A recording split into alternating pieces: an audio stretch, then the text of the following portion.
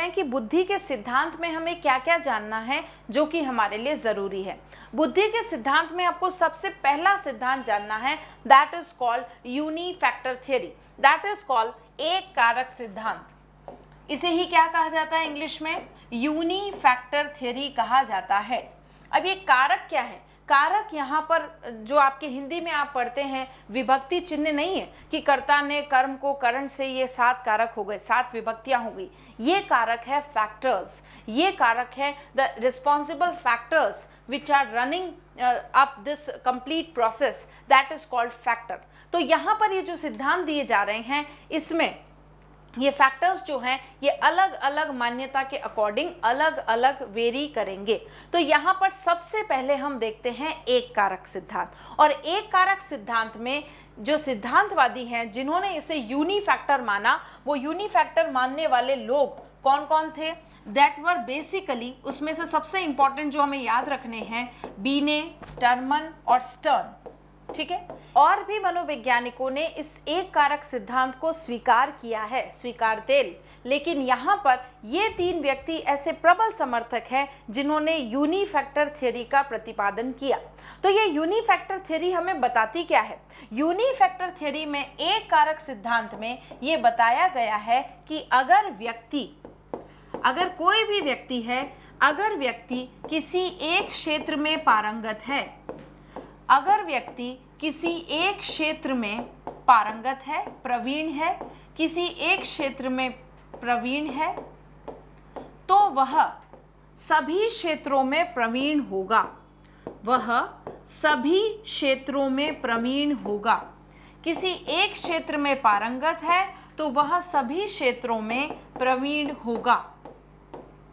ठीक है, ऐसा बताया जा रहा है इस सिद्धांत में, एक कारक सिद्धांत में, जिसमें बीने, स्टर्न और टर्मन जो है उनका नाम आता है। और वो ये बता रहे हैं कि यूनिफैक्टर थ्योरी यानी कि अगर कोई एक व्यक्ति किसी एक क्षेत्र में प्रवीण है तो वो सभी क्षेत्रों में प्रवीण होगा।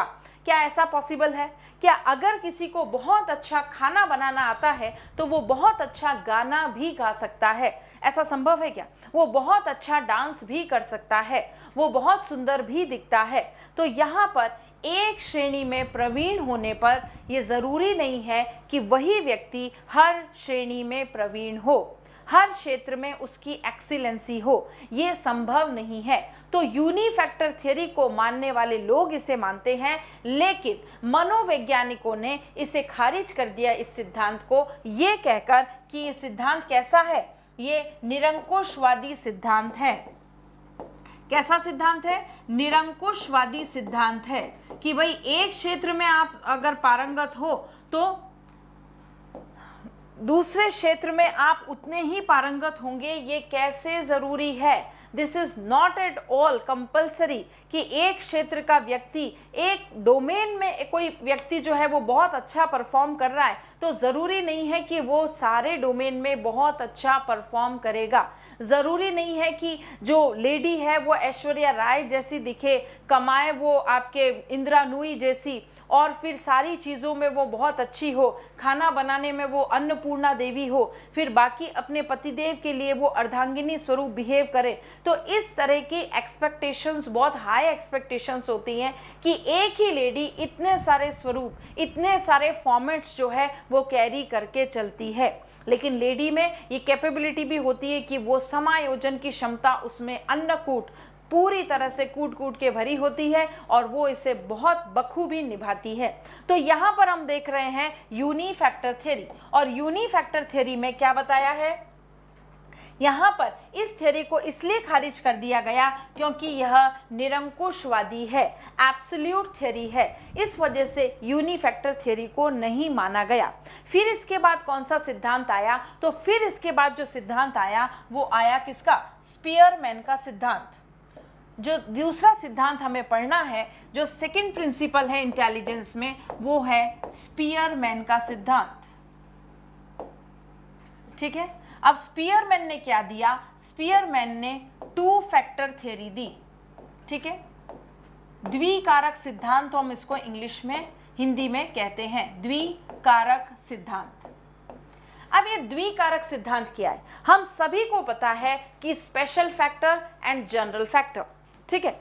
अब ये जो दो कारक उसने बताए बुद्धि में, इंटेलिजेंस में, स्पीयरमैन ने, इसको हम याद कैसे रखते हैं कि ईयर कितने होते हैं? 2, और यहाँ पर इसने स्पीयरमैन ने कारक कितने बताए? 2, and these 2 factors are special and general.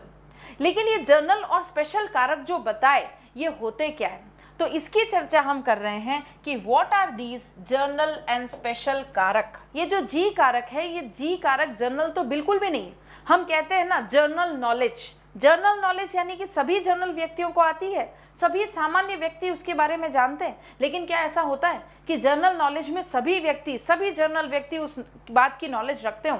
But then too it is called general knowledge. क्या जनरल पर्सन को पता है, एक सामान्य व्यक्ति को पता है कि रेगुलेटिंग एक्ट कब पास किया गया है? क्या सामान्य व्यक्ति को पता है कि बक्सर के युद्ध के परिणाम क्या हुए? But then too it is called general knowledge. तो उसी तरह से यहाँ पर ये जो जी कारक है ये जनरल तो है लेकिन जनरल नहीं है। क्यों? क्योंकि ये सभी व्यक्तियों में भिन्न भिन्न होता है, ठीक है। एक व्यक्ति में ये जी कारक कैसा होगा और दूसरे व्यक्ति में ये जी कारक कैसा होगा, इसका निर्धारण नहीं हो सकता। क्यों? क्योंकि ये अलग अलग होता है। It is not at all similar. ये सभी व्यक्तियों में भिन्न भिन्न होता है। मधुमक्खी, भिन्न भिन्न, सभी व्यक्तियों में भिन्न भिन्न होता है। फर्स्ट पॉइंट, जी कारक जो होता है वो सभी व्यक्तियों में अलग अलग होता है। Although it is a common sense, but common sense is the most rarest sense.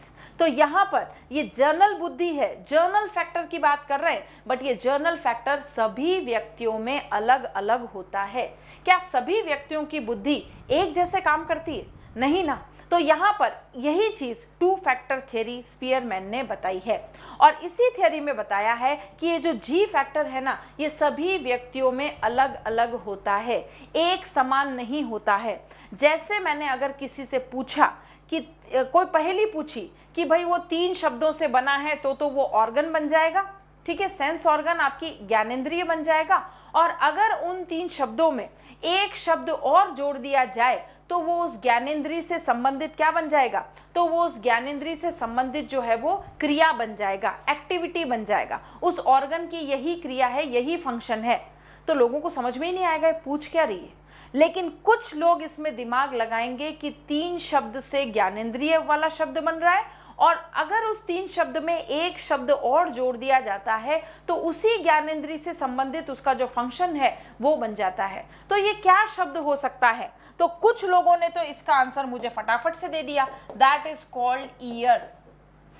Year में 3 शब्द, कान ज्ञानेंद्रिय हो गए, हमारे सेंस ऑर्गन हो गए, और उसी में एक शब्द और जोड़ दिया, एक अल्फाबेट और जोड़ दिया, तो ये बन गया हियर। तो यहाँ पर इस पहेली के आंसर कुछ लोग तो 2 मिनट में दे देंगे, कुछ 5 मिनट में दे देंगे, और कुछ लोगों को ये 2 दिन बाद भी समझ में नहीं आएगा कि मैं पूछ क्या रही हूँ। So that is called general factor. That is called, it varies from person to person. यह व्यक्तियों में भिन्न भिन्न रूप से विद्यमान होता है। सभी व्यक्तियों में ये जर्नल फैक्टर का जो स्टैंडर्ड होता है, जो लेवल होता है, जो तथ्य होते हैं, वो अलग अलग होते हैं, जर्नल फैक्टर वाले कारक। और ये कारक किसी भी व्यक्ति में सेम नहीं हो सकते, अलग अलग होते हैं। सेकेंड पॉइंट जो आपको इसमें सीखना है वो ये सीखना है कि ये फर्स्ट पॉइंट इसका ये हो गया, और सेकेंड पॉइंट में आप ये सीखेंगे कि ये प्रशिक्षण द्वारा प्राप्त नहीं किए जा सकते।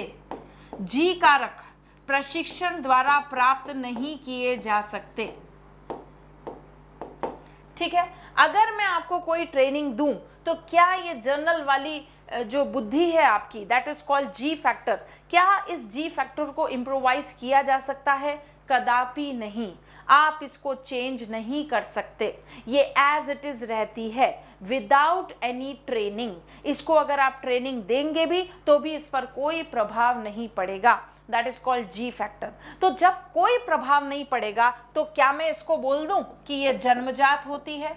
जी फैक्टर जो है जन्मजात होता है, अर्जित नहीं किया जाता। It is called इनेट factor.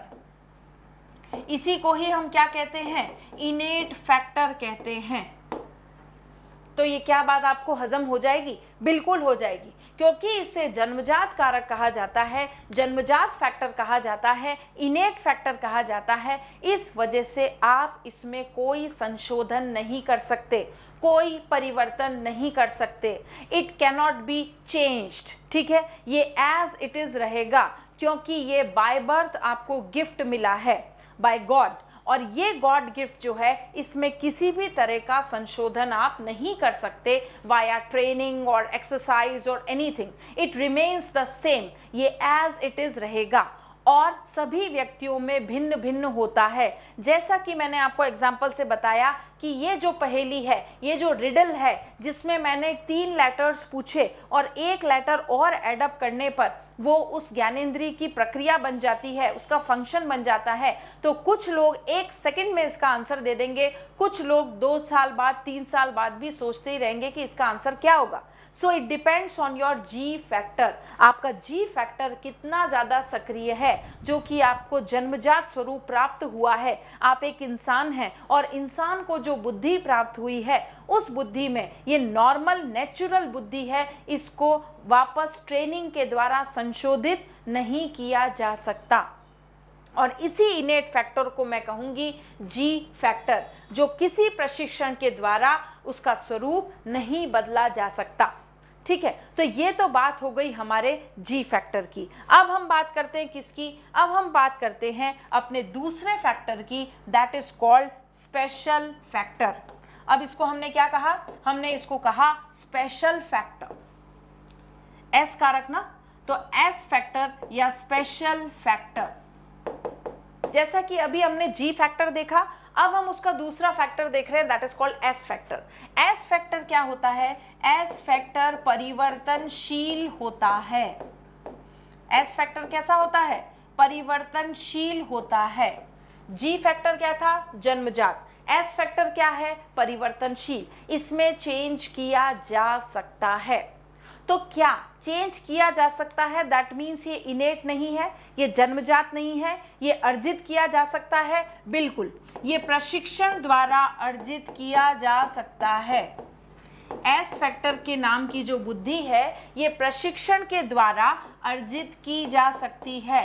It can be obtained, ठीक है, it can be obtained through training, इसे ही हम कहते हैं स्पेशल फैक्टर। और स्पेशल फैक्टर में मॉडिफिकेशन किए जा सकते हैं, ठीक है, क्योंकि ये जन्मजात नहीं है। जी फैक्टर जो था, जी से याद रखिएगा, जन्मजात, जी जन्मजात, तो जी फैक्टर जो है वो जन्मजात है, उसमें परिवर्तन संभव नहीं है, वो इनेट फैक्टर है, जबकि स्पेशल फैक्टर में परिवर्तन संभव है। और स्पेशल फैक्टर की जो बुद्धि है, उसमें प्रशिक्षण के द्वारा परिमार्जन किया जा सकता है। प्रशिक्षण के द्वारा स्पेशल फैक्टर वाली बुद्धि जो है वो अर्जित की जा सकती है। जैसा कि आप गवर्नमेंट स्कूल में पढ़ते थे तो आपके पास स्पेशल फैक्टर नहीं था, लेकिन जैसे ही आप कॉन्वेंट स्कूल में ट्रांसफ़र हुए तो क्या हुआ, आपने प्रशिक्षण के द्वारा अपनी बुद्धि को और अधिक समायोजित कर लिया, परिष्कृत कर लिया। तो यहाँ पर जो बुद्धि आपकी गवर्नमेंट स्कूल में थी वो तो क्या कहलाएगी, जी फैक्टर तो ऑलरेडी आपके पास था ही, अभी भी है, लेकिन एस फैक्टर यानी कि उसमें आपने और संशोधन कर लिया। कॉन्वेंट स्कूल में आकर आपने पढ़ाई को और ज़्यादा इम्पोर्टेंस देनी शुरू कर दी और आपका नज़रिया बदल गया।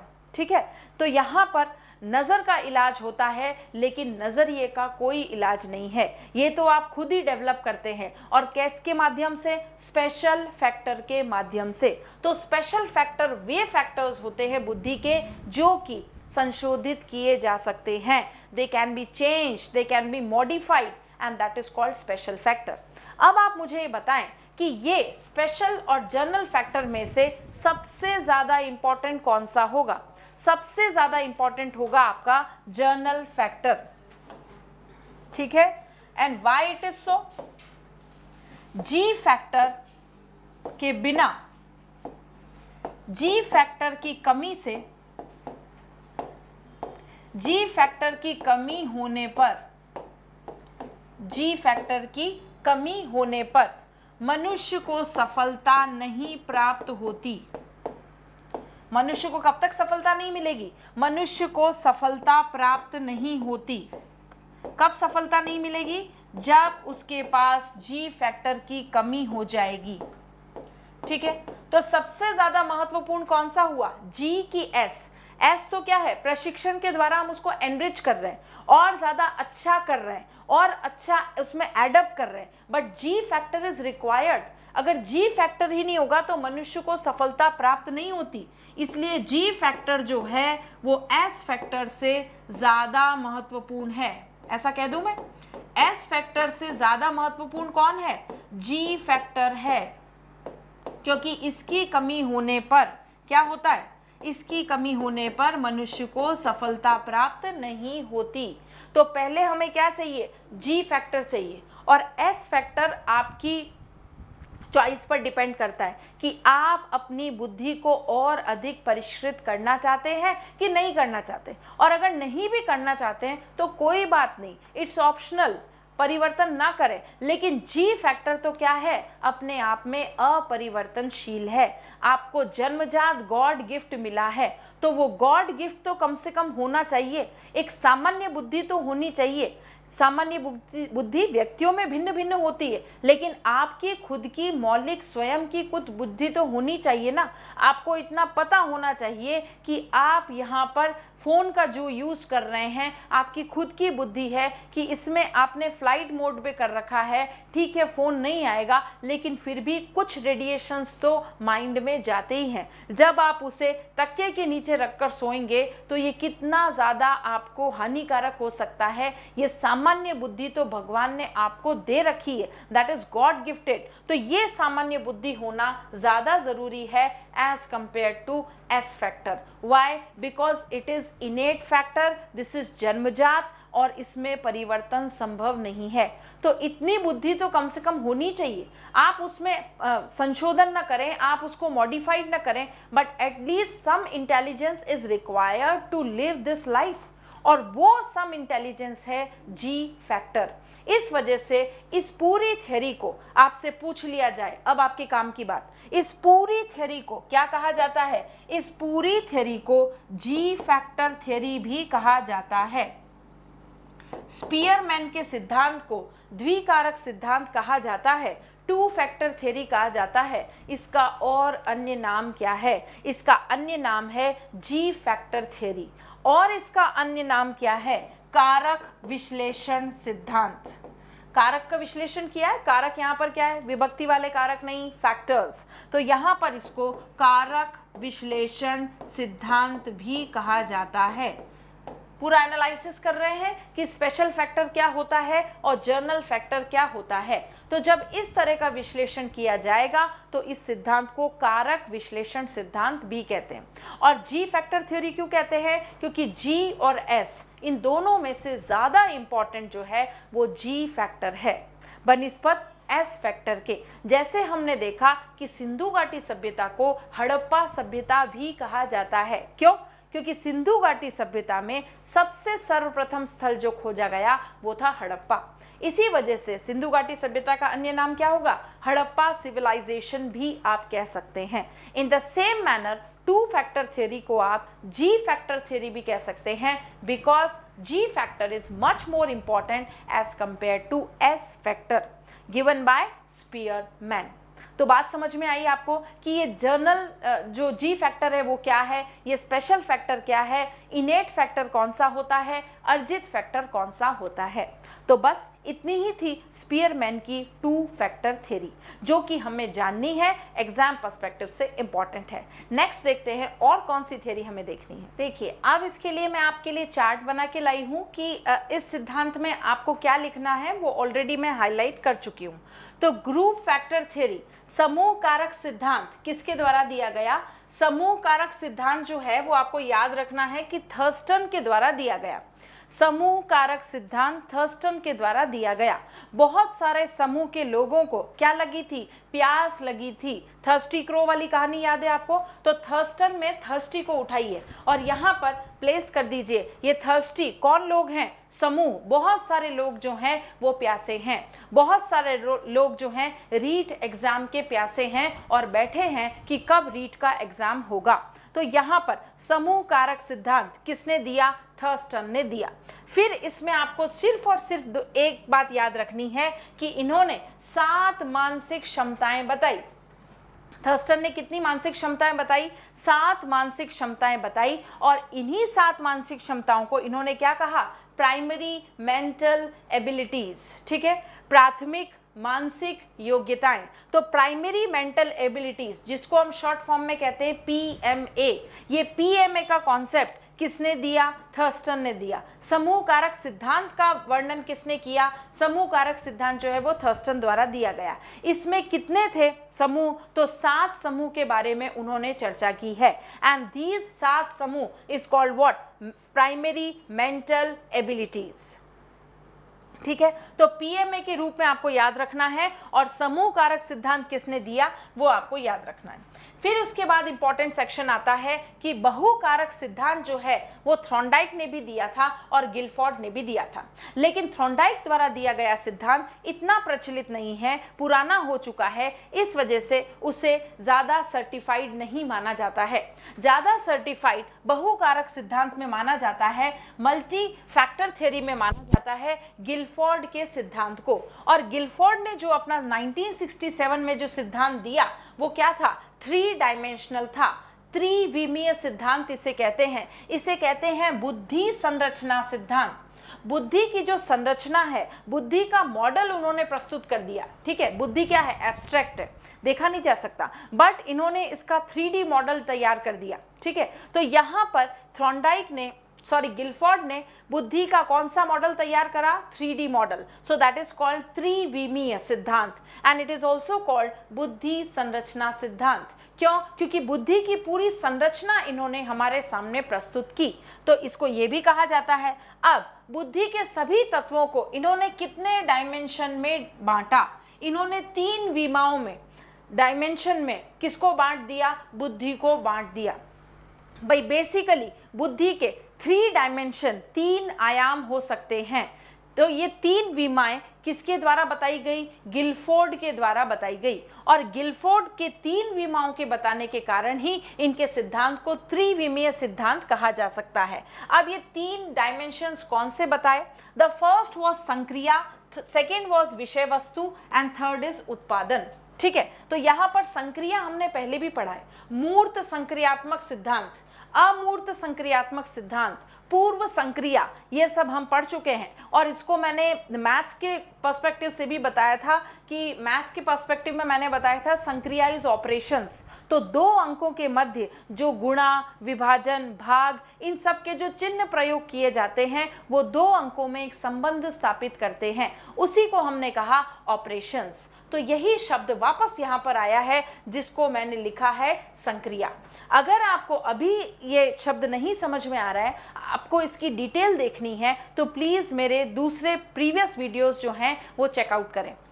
उन प्रीवियस वीडियोस में मैंने बहुत अच्छे से समझाया है कि संक्रिया का मतलब क्या होता है। तो गिलफोर्ड ने भी बुद्धि के, भाई हर किसी तरह से आप डिस्क्राइब करेंगे ना किसी भी बात को, जैसे आपने वो कहानी सुनी है कि एक हाथी है, स्यादवाद, जो जैन धर्म में भी आता है, स्यादवाद का सिद्धांत, जो जैन कहानी सुनी जाती है स्यादवाद का सिद्धांत, उसमें क्या कर रहे हैं? उसमें एक ही हाथी है लेकिन उसको 7 अंधे जो हैं वो अलग अलग आयाम से, अलग अलग डायमेंशन से टच करते हैं, स्पर्श करते हैं। और कोई जो अंधा है वो बताता है कि हाथी का स्वरूप कैसा है, वो बताता है कि ये तो एक खंबा है क्योंकि उसने पैर का स्पर्श किया।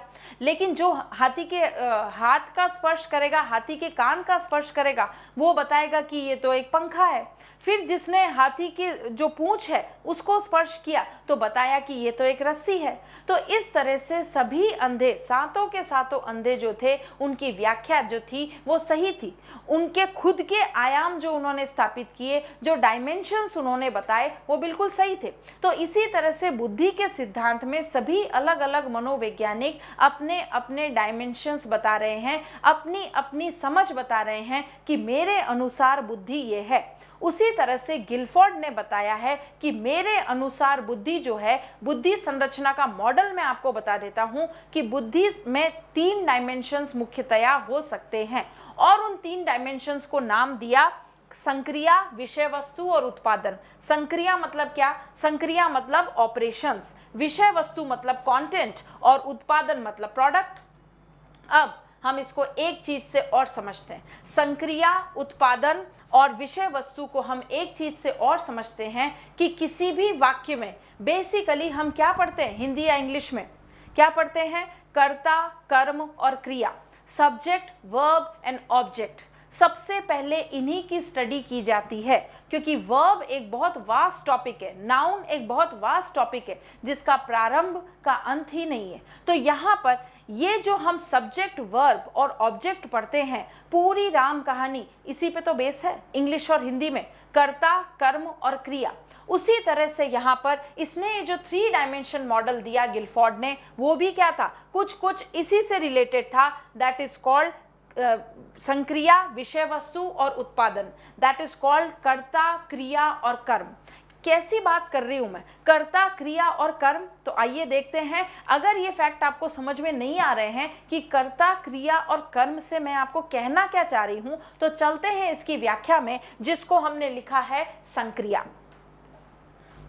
तो देखते हैं संक्रिया में मुझे क्या याद रखना है। संक्रिया मतलब व्यक्ति द्वारा किया जाने वाला जो भी मानसिक कार्य है, जो भी मेंटल एबिलिटीज से रिलेटेड जो आप कार्य करेंगे, वो क्या कहलाएगा? वो कहलाएगा संक्रिया।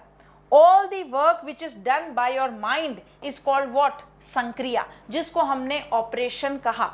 तो वैसे ही आप हिंदी में नहीं पढ़ते क्या? कर्ता, कार्य करने वाला जो भी व्यक्ति होता है उसे कर्ता कहा जाता है। वैसे ही संक्रिया किसे कहा जाता है? व्यक्ति द्वारा की जाने वाली मानसिक क्रियाएं, पूरी जो मानसिक प्रक्रिया होती है वो संक्रिया कहलाती है। All the operations done by mind, that is called संक्रिया। तो इसको आप कैसे याद रखेंगे? कर्ता, कार्य करने वाला, कर्ते को हमने कह दिया संक्रिया। अब इस संक्रिया के अंदर कितने उपविभाजन हैं? इसमें संज्ञान होता है, संज्ञान यानी कि इंफॉर्मेशन, स्मृति होती है, मेमोरी, अभिसारी चिंतन कर सकता है ये। जैसे हमने दृश्यम मूवी देखी थी अजय देवगन की, उसमें अजय देवगन एक केबल वाला होता है और वो केबल वाला जितनी भी मूवीज देखता है उन सारी मूवीज का निष्कर्ष वो कहाँ पर अप्लाई करता है? जो उसकी बेटी के साथ दुर्घटना घट गई होती है, उसकी बेटी ने मर्डर कर दिया होता है किसी का, तो उससे रिलेटेड प्रॉब्लम को सॉल्व करने में वो सारी मूवीज की मदद लेता है। तो यहाँ पर ये मूवीज की मदद जो ले रहा है वो कैसे यूज कर रहा है? अपना माइंड यूज कर रहा है। सो दैट इज कॉल्ड अपसारी, अभिसारी और मूल्यांकन।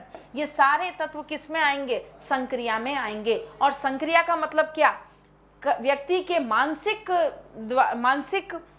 जो भी प्रक्रिया है, ऑल द मेंटल प्रोसेस, वो सब संक्रिया में आएगी। और संक्रिया के तत्व आपको याद रखने हैं और फॉर्मूला मैंने आपको बता दिया है। संक्रिया को आप कंपेयर करेंगे किससे? हिंदी के कर्ता से।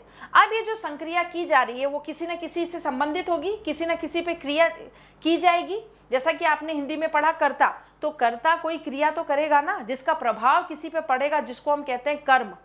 ठीक है, कर्ता द्वारा किए गए जो भी कार्य है उसका प्रभाव जिस पे पड़ता है उसको हम कर्म कहते हैं। उसी तरह से यहाँ पर संक्रिया जो भी की जा रही है वो किस पे की जाएगी? विषय वस्तु पर की जाएगी। विषय वस्तु वह सामग्री है जिस पर संक्रिया की जाती है। तो आपके हिंदी के कर्म को हम यहाँ पर अप्लाई नहीं कर सकते। कर्ता ने क्या किया? कर्म किया। तो यहाँ पर कर्म कैन बी कंपेयर्ड टू विषय वस्तु, कंटेंट, वह सामग्री जिस पर संक्रिया की जाती है। अब इसके आपको याद रखने और सब डिविजन्स क्या है? विषय वस्तु क्या हो सकती है? सिंबॉलिक हो सकती है, आकृति हो सकती है, शब्द हो सकता है, व्यवहार हो सकता है। तो ये टोटल कितने हुए? 4। यहाँ पर टोटल कितने हुए थे? 5। ये भी गिनते जाना है, ठीक है, कि संक्रिया के 5 उपविभाजन थे, विषय वस्तु के 4 उपविभाजन थे। विषय वस्तु आपकी क्या हो गई? कर्म। संक्रिया क्या हो गया? कर्ता। अब कहीं ना कहीं क्रिया भी चाहिए, तो ये आ गया आपका उत्पाद। उत्पाद को आप मान सकते हैं क्रिया, कि विषय वस्तु पर संक्रिया का परिणाम। जो भी विषय वस्तु पर आपने अपना रिस्पॉन्स दिया है, संक्रिया की है, मेंटल प्रोसेस किया है, उसका कुछ ना कुछ परिणाम तो होगा, आउटकम तो होगा। दैट आउटकम इज कॉल्ड उत्पादन। तो यहाँ पर हो गया कर्ता, क्रिया और कर्म।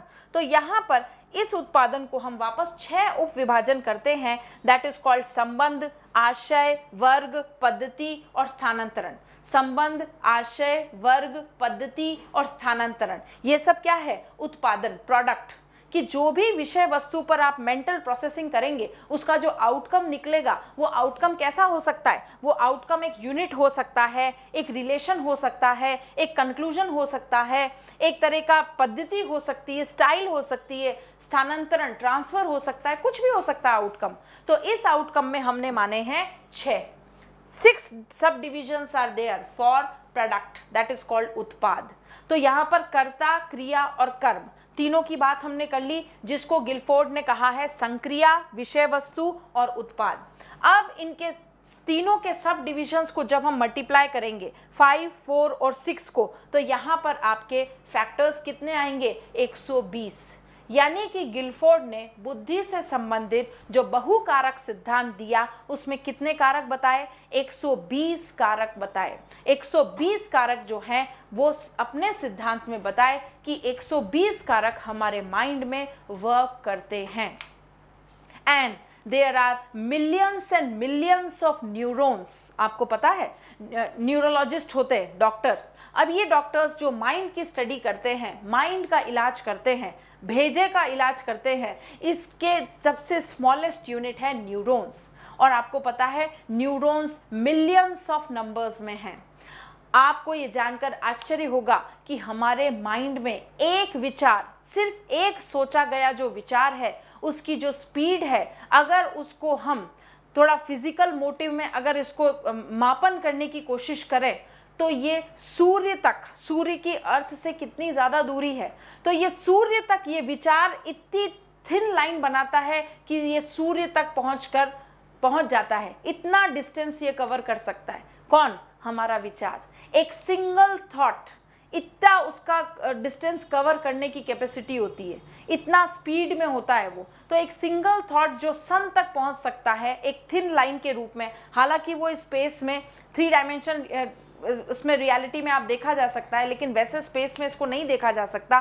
But this is the power of your thought and your feel. तो यहाँ पर जब थॉट्स का इतना पावर है तो गिलफोर्ड ने इसको समेट दिया कितने फैक्टर्स में? 120 फैक्टर्स में। आपको याद रखना है कर्ता, क्रिया और कर्म। क्या है कर्ता, क्रिया और कर्म? संक्रिया, विषय वस्तु और उत्पाद, और उसके सब डिवीजन आपको याद रखने हैं। नेक्स्ट देखिए हमें क्या करना है। अब देखते हैं दूसरा सिद्धांत जिसको हमने कहा है ठोस और तरल बुद्धि का सिद्धांत। ये भी आपके फर्स्ट ग्रेड, रीट और सेकंड ग्रेड हर तरह की साइकोलॉजी में पूछा जाता है कि ठोस और तरल बुद्धि का सिद्धांत क्या है। तो हम सभी जानते हैं कि ठोस और तरल बुद्धि का सिद्धांत किसने दिया है? ये दिया है कैटल और हॉर्न ने। ठीक है, कैटल और हॉर्न ने ठोस और तरल बुद्धि का सिद्धांत दिया है। याद करने का तरीका, जो केटली होती है, जो थर्मस होता है केटली, उसको हम क्या बोलते हैं? केटली बोलते हैं। उस केटली में जो पानी होता है थर्मस, वो कैसा होता है?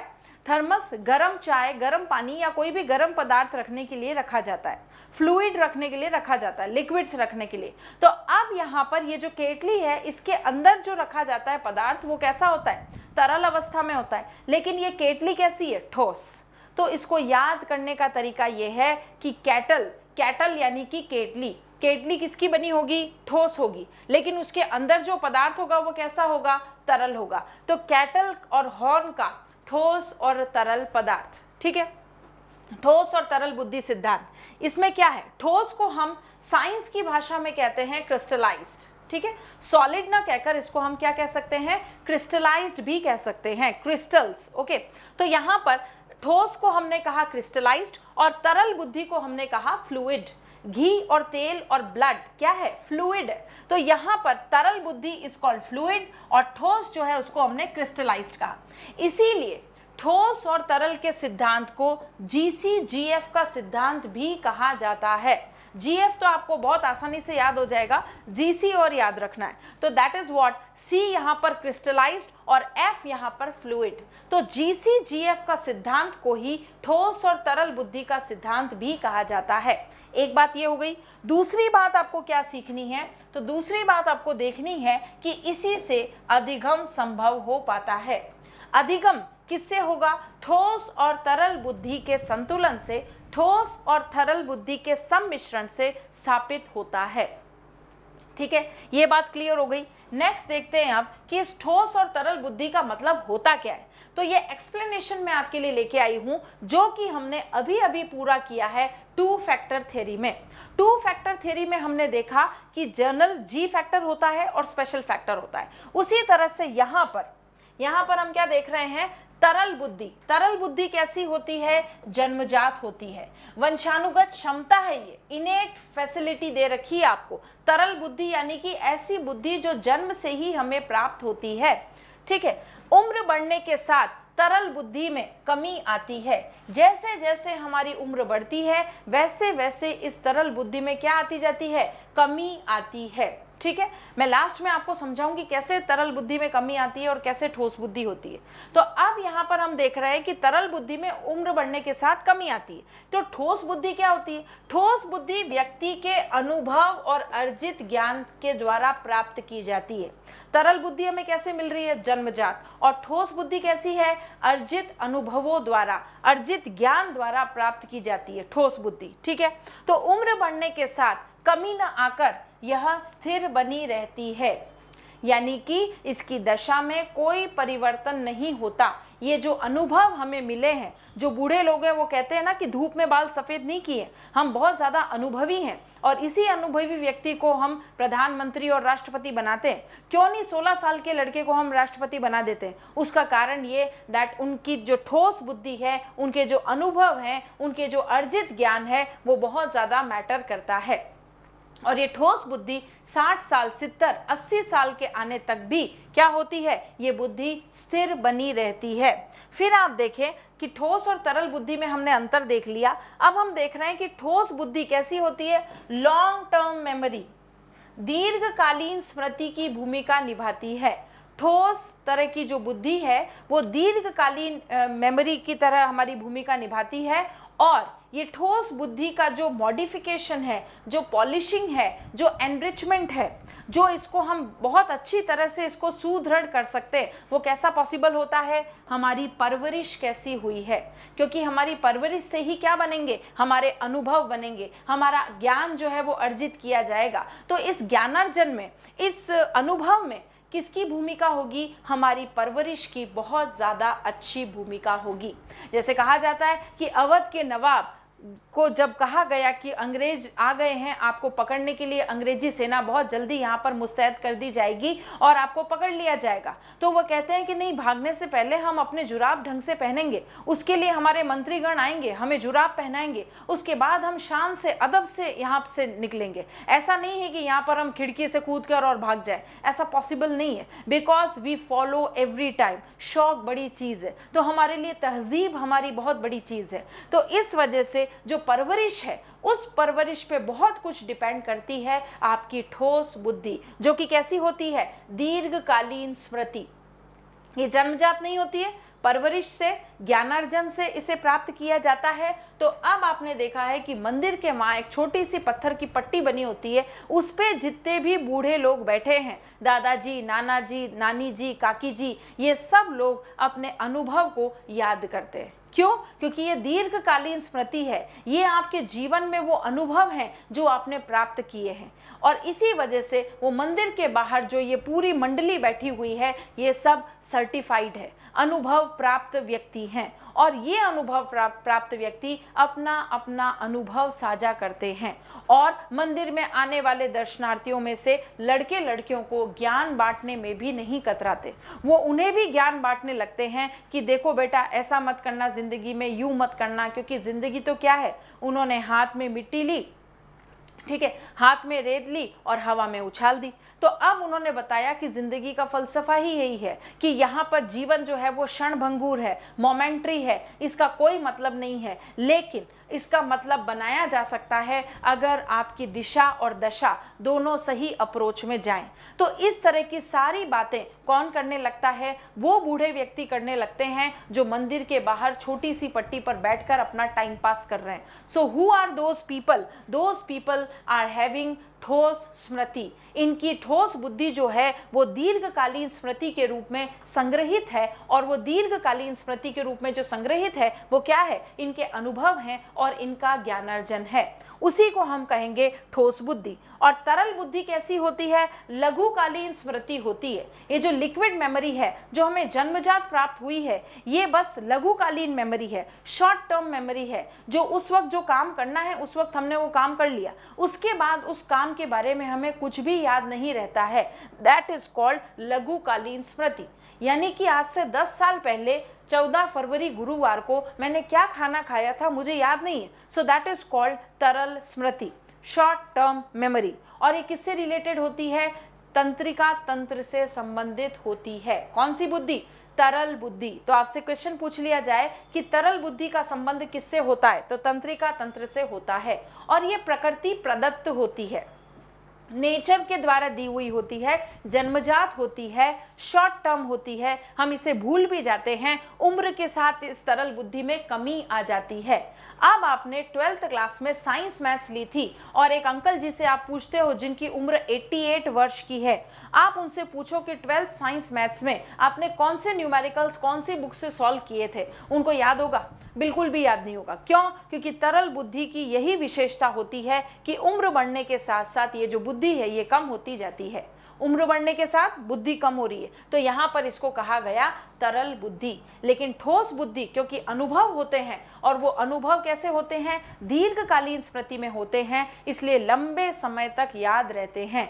और इसीलिए दादी नानी, जैसे दादी माँ के नुस्खे, अब ये दादी माँ के नुस्खे क्या हैं? दादी माँ के नुस्खे यूट्यूब पे भी 6 मिलियन सब्सक्राइबर्स हैं इनके। तो यहाँ पर ये जो दादी माँ के नुस्खे हैं ये क्या बताते हैं हमें? ये इनका अनुभव बताते हैं कि आंवला और शिकाकाई में वो गुण हैं जो आपके आजकल के शैम्पू में, ट्रेसेमे शैम्पू में आपको नहीं देखने को मिलेंगे। तो ये इनका अनुभव है, और इसी अनुभव को टैगलाइन लगा दी जाती है गृह लक्ष्मी वाली मैगजीन में कि दादी माँ के नुस्खे।